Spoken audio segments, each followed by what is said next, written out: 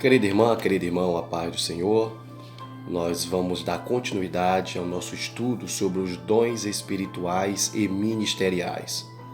Desta feita, vamos falar sobre o ministério de profeta. Este é o 7º vídeo desta série que estamos tratando sobre os dons espirituais e ministeriais. Sem mais delongas, vamos para o nosso vídeo. Mas antes disso, gostaria de fazer uma pausa aqui para pedir para você se inscrever, curtir, deixar seu joinha, compartilhar este vídeo para muitas pessoas, para que o Evangelho possa alcançar um grande número de vidas. Me ajude a anunciar o Evangelho através das redes sociais. O texto básico para a nossa meditação aqui está em 1 Coríntios 12, versículo 27 ao 29 e Efésios capítulo 4, versículo 11 ao 13, que nos diz, 1 Coríntios 12, versículo 27 ao 29. Ora, vós sois o corpo de Cristo e seus membros em particular.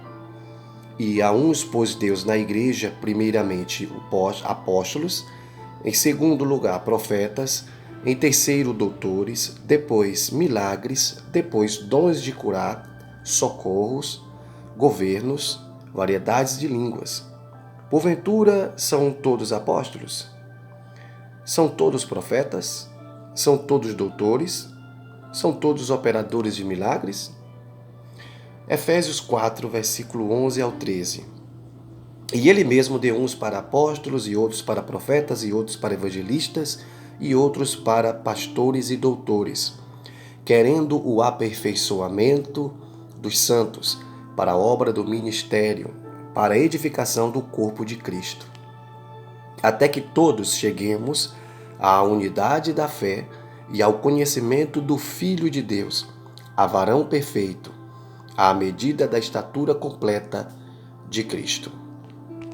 O tema focal, o texto focal, a mensagem focal desse vídeo, desta lição, desta aula, seja lá como você queira chamar, está na seguinte expressão: o ministério de profeta é fundamental para a igreja de Cristo nos dias atuais. Partindo desta premissa aqui, dessa introdução, vamos para o primeiro tópico. O primeiro tópico aqui vamos tratar sobre o profeta no Antigo Testamento, dentro de 3 abordagens. A primeira abordagem é o conceito do profeta no Antigo Testamento, o ofício do profeta no Antigo Testamento e o profetismo no Antigo Testamento. Tá bom? Se você quiser pausar, voltar, marcar as referências bíblicas que serão faladas, fique à vontade. Então vamos lá. O profeta do Antigo Testamento, o conceito. O profeta do Antigo Testamento era a pessoa incumbida para falar em nome de Deus. O Altíssimo fazia dele o seu porta-voz, um embaixador que representava os interesses do reino divino na terra. Quando Deus levantava um profeta, designava-o a falar para toda a nação israelita e até mesmo a povos ou nações estranhas, como no caso de Jeremias capítulo 1, versículo 5. Ao longo de toda a história do Antigo Testamento, ou veterotestamentária, o Senhor levantou homens e mulheres para profetizarem em seu nome. Samuel, o último dos juízes e o primeiro dos profetas para a nação de Israel, em 1 Samuel 3, 19 e 20. Elias e Eliseu, 1 Reis 18, 18 ao 46. 2 Reis 2, versículo 1 ao 25. A profetisa Uda, 2 Reis, capítulo 22, versículo 14 ao 20. E muitos outros, como os profetas literários Isaías, Jeremias e Daniel. O ofício. Através da inspiração divina, o profeta recebia uma revelação que desvendava o oculto, anunciava juízos, emitia conselhos e advertências divinas. Expressões como veio a mim a palavra do Senhor, assim diz o Senhor, eram fórmulas usuais para o profeta começar a mensagem divina. Jeremias 1:4, Isaías 45:1. Símbolos e visões também eram formas de Deus falar através dos profetas ao seu povo, como, por exemplo, Jeremias capítulo 1, versículo 4. E vamos ver também Jeremias 31:28, Daniel 7:1. O profeta também exerceu um importante papel de conselheiro na história do reino de Israel. Natã, por exemplo, em 2 Samuel 21:12, versículo 1, 1 Reis 1, versículo 8, versículo 10 e versículo 11. Contudo, após a divisão do reino de Israel, o profeta passou a ser perseguido, pois sua profecia confrontava diretamente a prepotência da nobreza, a dissimulação dos sacerdotes e a injustiça social. Jeremias 1, 18, 19, capítulo 5, versículo 30 a 31, Isaías 58, versículo 1 ao 12. O profetismo. De acordo com o dicionário teológico da CPAD, o profetismo foi um movimento que surgiu no período aproximado do século 8 a.C., tanto em Israel quanto em Judá. O objetivo desse movimento era restaurar o monoteísmo hebreu, combater a idolatria, denunciar as injustiças sociais, proclamar o dia do Senhor e reavivar a esperança messiânica. Foi nesse tempo que os verdadeiros profetas em Israel foram cruelmente surrados, presos e mortos. Síntese do primeiro tópico. Os profetas do Antigo Testamento falavam em nome de Deus, em primeiro lugar para a nação de Israel, em segundo para povos estranhos. Vamos para o segundo tópico, então. O profeta no Novo Testamento. Como é que se dá o profeta no Novo Testamento? Vamos falar desta temática dentro de 3 observações, de 3 subtópicos. Primeiro, a importância do termo profeta no Novo Testamento. Segundo, o ofício do profeta neotestamentário, ou seja, do Novo Testamento. E terceiro, o objetivo do dom ministerial de profeta, lógico, no Novo Testamento. Iniciando, a importância do termo profeta no Novo Testamento. Como já podemos ver em Efésios, capítulo de número 4, versículo 11, são mencionados 5 ministérios que exerciam papéis fundamentais na liderança da igreja principalmente primitiva: apóstolo, profeta, evangelista, pastor e doutor. Não por acaso o termo profeta aparece na segunda posição da lista apresentada em 1 Coríntios 12, 28, Efésios 4, 11. O profeta é identificado 3 vezes na epístola aos Efésios como alguém que acompanhava os apóstolos. Efésios 2, 20, 3, 5, 4, 11. A Bíblia afirma que os concidadãos dos santos e da família de Deus estão edificados sobre o fundamento dos apóstolos e dos profetas. Efésios 2, 19 e 20. Aqui a Bíblia denota a importância do ministério de profeta na liderança da igreja do primeiro século. Segundo tópico aqui, o ofício do profeta neotestamentário. Seu ministério no Novo Testamento não consistia em predizer o futuro, adivinhar o presente ou ficar fora de si. Não é isso. De acordo com o comentário bíblico pentecostal do Novo Testamento, o profeta neotestamentário do Novo Testamento era dotado por Deus para receber a medida diretamente da palavra do Altíssimo.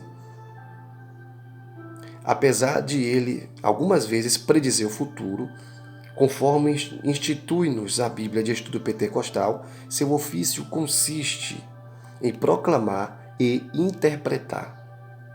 Então, deixando claro aqui, de acordo com o comentário bíblico pentecostal do Novo Testamento, o profeta neotestamentário era dotado por Deus para receber e mediar diretamente a palavra do Senhor.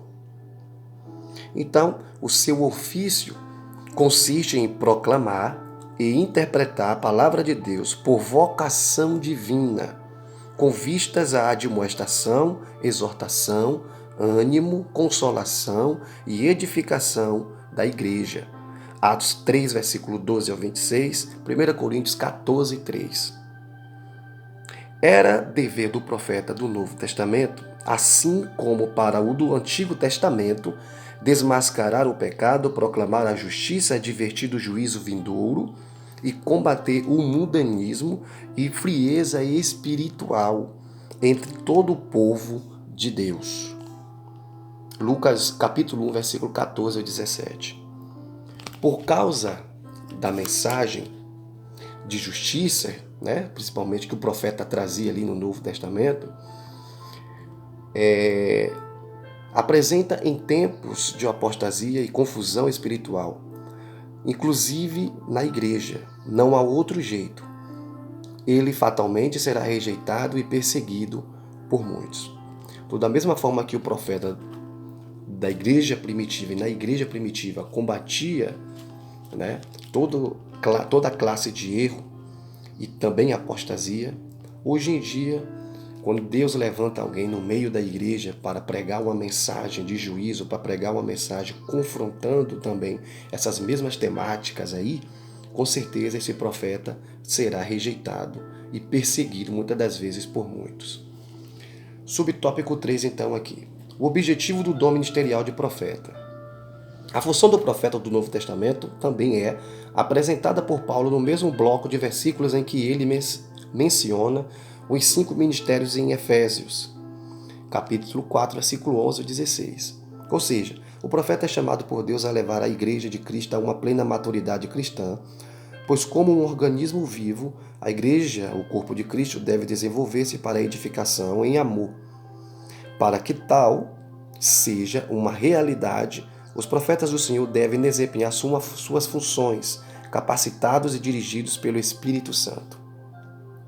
Então, a igreja que rejeitar os profetas de Deus caminhará para a decadência, desviando-se para o mundanismo e o liberalismo quanto aos ensinos da Bíblia.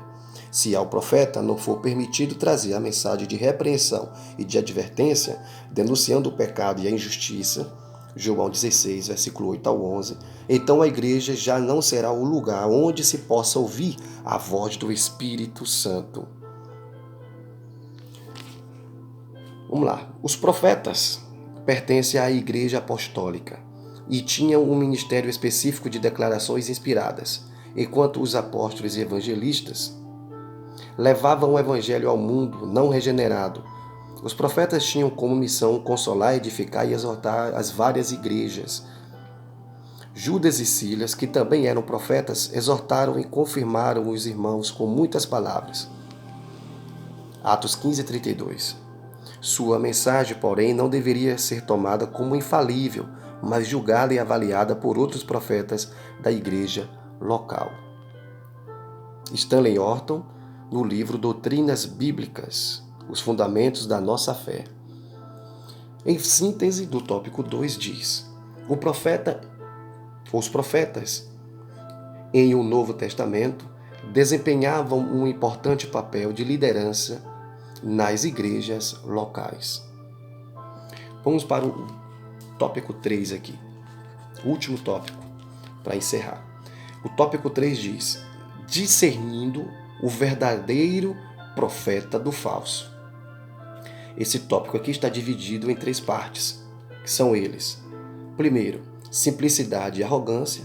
Segundo, subtópico, pelos frutos os conhecereis. E o terceiro e último subtópico do tópico 3, falando sobre discernindo o verdadeiro e falso profeta. Do tópico 3 diz, ainda sobre o falso profeta. Então vamos ver muita coisa aqui. Segura aí. Primeiro subtópico, simplicidade versus arrogância. Maneira de discernir o falso profeta do verdadeiro. 2 características do verdadeiro profeta são a simplicidade e o amor. Ainda que a palavra seja de juízo, o coração do profeta transborda de amor e a sua conduta simples demonstra a quem ele está servindo, o Deus de amor. Lembremos-nos de Jeremias 38, versículo 14 ao 27, Oséias 8:12, e do próprio Jesus Cristo, Mateus 23:37. Já o falso profeta só pensa em si, em seu status e benefícios. Profetiza objetivando a autopromoção. Ele mente, ilude e engana. Lembremos-nos de Ananias, o profeta mentiroso que enfrentou Jeremias. Jeremias 28, versículo 10 ao 12. Segundo tópico, pelos frutos os conhecereis.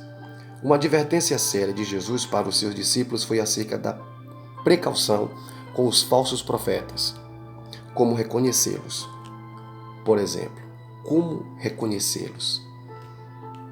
Jesus disse que o reconheceríamos pelos seus frutos. Mateus 7, versículo 15 e 20. Pois o resultado ou fruto do que o profeta diz e faz revela o seu caráter. Logo, você conhecerá de onde procede a árvore ou o profeta. Lembre-se de que não devemos diferenciar o verdadeiro profeta do falso pela performance ou pelo espetáculo, mas pelos frutos que eles produzem. Vamos para o subtópico 3 aqui, ainda sobre o falso profeta. Apesar de o falso profeta ser arrogante e iníquo, ele fala com grande eloquência, e isso basta para que ele seja tido como verdadeiro? Na obra Assim Diz o Senhor, de John Bevere, diz que falsos profetas são aqueles que ministram em nome de Jesus nas nossas igrejas e conferências, os que partem o coração dos justos e que, embora o ministério seja apresentado em nome de Jesus, não é desempenhado pelo seu espírito. Não tenha medo. Na autoridade do Espírito de Deus, acautele-se dos falsos profetas.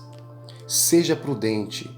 O Espírito Santo, mediante o Evangelho, te fará discernir a procedência desses enganadores. Não se deixe conduzir por eles. Em síntese do tópico 3, uma das formas de reconhecer o falso profeta é identificar a sua arrogância e a podridão dos seus frutos. Os verdadeiros profetas e os falsos profetas. O Evangelho de Mateus torna o fruto dos profetas a verdadeira prova de tais ministérios. O caráter é essencial. O evangelista comenta muitas vezes o tema de árvores boas e ruins e seus frutos. Seu interesse em produzir justiça o compele a repetir o tema.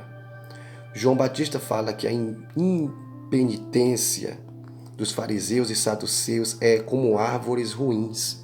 Mateus 3, versículo 8 ao 12. Em Mateus 12, versículo 33 e 35, Jesus une a acusação dos fariseus de que ele faz o bem pelo poder do mal. Como dar maus frutos e a chama de blasfêmia contra o Espírito Santo. Em algumas comunidades, a prova para as profecias lidava com a negação protognóstica da carne de Jesus Cristo, 1 João 4, versículo 1 ao 3, ou com o espírito de legalismo, Gálatas 1, versículo 8 e 9. Aqui, Mateus identifica que o fruto do erro é o antinomismo, chamando essas pessoas de vós que praticais a iniquidade, Mateus 7, 23. Mesmo que eles, os profetas, façam milagres, a doutrina e o estilo de vida são os critérios para discernimento. O livro de Roger Arrington Strong, Comentário Bíblico Pentecostal do Novo Testamento. Vamos para a conclusão. Acabamos de estudar o exercício do ministério de profetas do Antigo Testamento e do Novo. Vimos que tal ministério, juntamente com o dos apóstolos, era um dos pilares da liderança na igreja do primeiro século, Efésios 2:20. Apesar de, ao longo da história da igreja, o ministério de profeta ter perdido preeminência, Sabemos o quanto ele é importante para a vida espiritual da Igreja de Cristo. O profeta do Senhor, com autoridade e sabedoria divina, deve desmascarar as injustiças, o falso profetismo e primar pela edificação da Igreja do Senhor Jesus Cristo. Que Deus levante os legítimos profetas. Que você seja um legítimo profeta, um vaso de honra para que o Senhor possa te usar para combater tudo aquilo de erro e de errado que foi falado e que existe no nosso meio. Deus abençoe você e até o próximo vídeo.